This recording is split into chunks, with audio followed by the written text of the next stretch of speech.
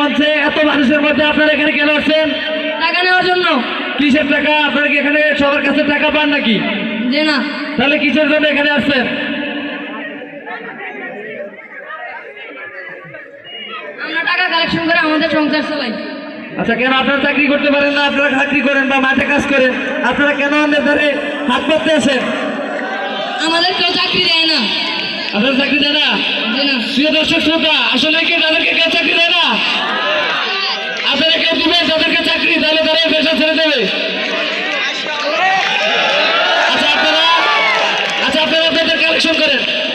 সুপ্রিয় দর্শক শ্রোতা, এখন আমাদের দ্বিতীয় লিঙ্গের অভিনয়, তারা প্রত্যেকের কাজ দিয়ে যাবে, তাদের কালেকশন করবো স্যারেরা। আব্দুল স্যার